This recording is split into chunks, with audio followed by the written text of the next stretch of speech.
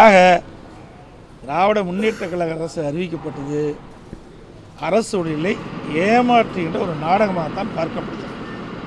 அதோடு இன்றைய தினம்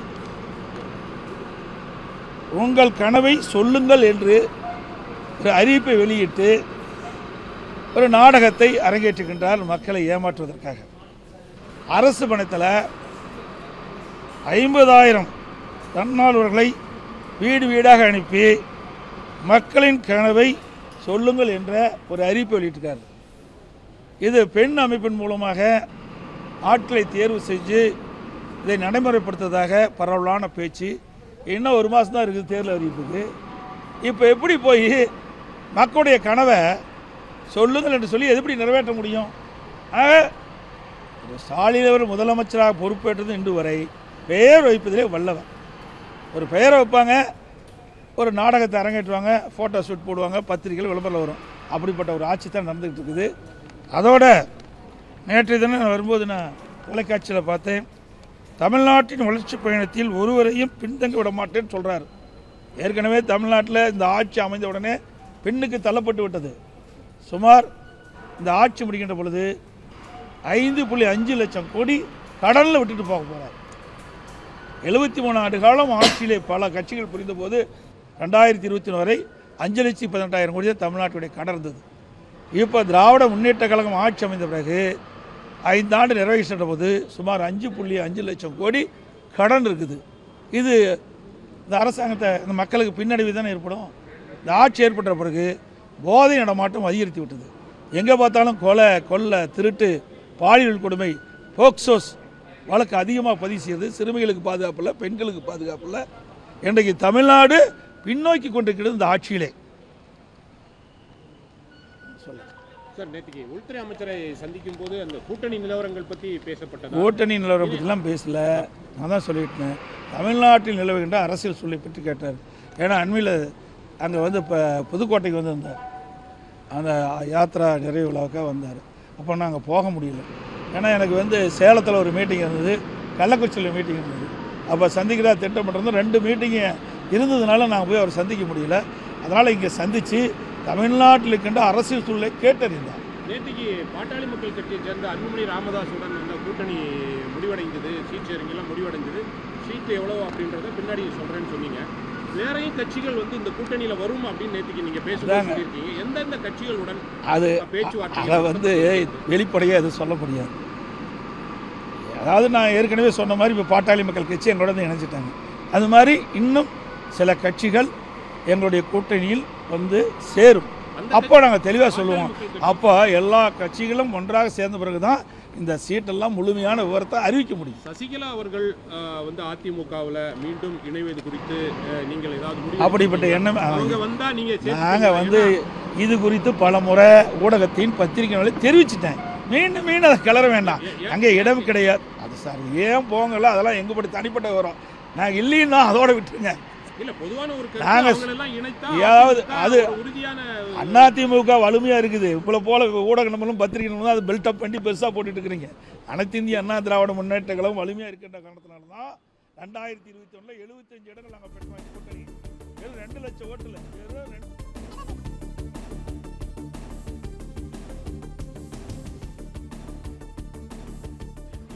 முடிவடைஞ்சது. சீட்டு எவ்வளோ அப்படின்றத பின்னாடி சொல்கிறேன்னு சொன்னீங்க. வேறையும் கட்சிகள் வந்து இந்த கூட்டணியில் வரும் அப்படின்னு நேற்றுக்கு நீங்கள் பேசுகிறீங்க. எந்தெந்த கட்சிகளுடன் அது பேச்சுவார்த்தை? அதை வந்து வெளிப்படையாக எதுவும் சொல்ல முடியாது. அதாவது நான் ஏற்கனவே சொன்ன மாதிரி இப்போ பாட்டாளி மக்கள் கட்சி எங்களோட வந்து இணைஞ்சிட்டாங்க. அது மாதிரி இன்னும் சில கட்சிகள் எங்களுடைய கூட்டணியில் வந்து சேரும். அப்போ நாங்கள் தெளிவாக சொல்லுவோம். அப்போ எல்லா கட்சிகளும் ஒன்றாக சேர்ந்த பிறகு தான் இந்த சீட்டெல்லாம் முழுமையான விவரத்தை அறிவிக்க முடியும். சசிகலா அவர்கள் வந்து அதிமுகவில் மீண்டும் இணைவது குறித்து நீங்கள் ஏதாவது அப்படிப்பட்ட எண்ணம் நாங்கள் வந்து இது குறித்து பல முறை ஊடகத்தின் பத்திரிகைகளை தெரிவிச்சிட்டேன். மீண்டும் மீண்டும் அதை கிளற வேண்டாம், அங்கே இடம் கிடையாது. அது சார் ஏன் போங்கல, அதெல்லாம் எங்கப்படி தனிப்பட்ட விவரம். நாங்கள் இல்லைன்னா அதோட விட்டுருங்க. அதிமுக வலிமையாக இருக்குது. இப்போ போல ஊடக நம்பரும் பத்திரிகை நம்பரும் அது பில்டப் பண்ணி பெருசாக போட்டுட்டு இருக்கிறீங்க. அனைத்து இந்திய அண்ணா திராவிட முன்னேற்ற கழகம் வலிமையாக இருக்கின்ற காரணத்தினால தான் 2021 75 இடங்கள் நாங்கள் பெற்றோம் கூட்டணி. வெறும் 2 லட்சம் ஓட்டில், வெறும் 2 லட்சம் ஓட்டில் 43 தொகுதி இழந்துட்டோம். புரியுதுங்களா? பெரிய வித்தியாசம் எங்களுக்கு 3% வித்தியாசம் தான். டிடிவி தினகரனுடைய கட்சி உங்களுடைய அதிமுக பாஜக கூட்டணியில வருமா அப்படின்னு அதாவது தான் நான் சொல்கிறேங்களே, ப்ரைஸ் இன்டெக்ஸ் இருக்குது, விலைவாசி புள்ளி உயர்வு.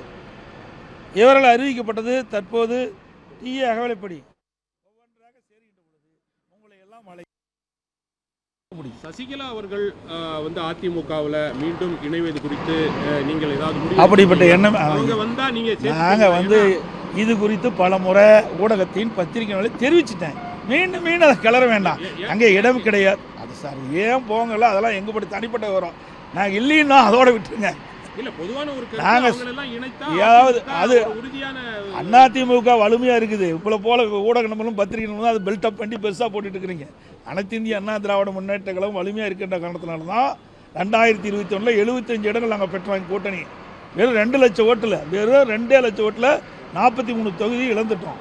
புரியுதுங்களா? பெரிய வித்தியாசம் எங்களுக்கு 3% வித்தியாசம் தான். டிடிவி தினகரனுடைய கட்சி உங்களுடைய அதிமுக பாஜக கூட்டணியில வருமா அப்படின்னு அதாவது தான் நான் சொல்கிறேங்களே, இது ஏசியமாக சொல்வதற்கு எதுவும் இல்லை. சில கட்சிகள் எங்களோட வரும், பேச்சுவார்த்தை நடத்திட்டு இருக்காங்க, அதெல்லாம் வெளிப்படையாக பேச முடியாது. ஒவ்வொன்றாக சேருகின்ற பொழுது உங்களை எல்லாம் அழைத்து நிச்சயமாக தகவல் தெரிவிக்கப்படும். நான் இப்போ வந்து ஒன்று சேர்ந்தாங்க பாட்டாளி மக்கள் கட்சி, உடனே உங்களை எல்லாம் அழைச்சி பேட்டி கொடுத்தோம்ல. ஓபிஎஸ் சேருவதற்கு வாய்ப்பில்லை, பல முறை சொல்லியாச்சு. பேர் பல முறை சொல்லிட்டதை பற்றி அவர் ஏற்கனவே சொல்லிட்டார். பார்த்தீங்கன்னா எங்களுடைய முதலாக ஹோட்டல் ஐடிசி கிராண்ட் சோலா முதல்ல எங்கள் கூட்டணி பேச்சுவார்த்தை அங்கே நடந்தது. அப்போ தான் மரியாதைக்குரிய உள்துறை அமைச்சரும் நானும் இணைந்து பேட்டி கொடுத்தோம். அப்பொழுதே சொல்லிட்டார், உள்கட்சி விவகாரத்தில் தலையிட மாட்டேன்ட்டாரு. அதப்படி தொடர்ந்து அப்படித்தான் சார். திருப்பி நீங்க கேட்ட பாருங்க, ஒரே வரி, நீங்க அதுக்கு இங்க இடமில்லைன்னு ஏற்கனவே இடமில்லைன்னு சொல்லியாச்சு, தெளிவுபடுத்தியாச்சு. அதை மீண்டும் அரைச்சமாவே அரைக்க வேண்டாம். இதோட 50 வரைக்கும் நான் சொல்லிட்டேன், டெல்லியிலையும் நான் சொல்லிட்டேன். நீங்கள் உங்களுக்கு விறுவிறுப்பான செய்தி வேணும், பத்திரிக்கை வேணுங்கிறதுக்காக சார் அதை எப்படி இதெல்லாம் வெளிப்படையாக சொல்ல முடியாது சார். நாங்கள் சேர்ந்த உடனே உங்களுக்கு தகவல் கொடுக்க போகிறோம். அதில் அரசியல் கட்சி என்பது ரகசியமாக தான் அரசியல் கட்சிக்கு அதுக்குன்னு ஒரு அந்தஸ்து உண்டு. புரியுதுங்களா? அது வந்து பேச்சுவார்த்தை நடந்துகிட்டு இருக்குது. பிளே ஸ்டோர் மற்றும் ஆப் ஸ்டோரில் இருந்து பாலிமர் செயலியை QR கோடு மூலம் பதிவிறக்கம் செய்யுங்கள். செய்திகளை உடனுக்குடன் பெறுங்கள்.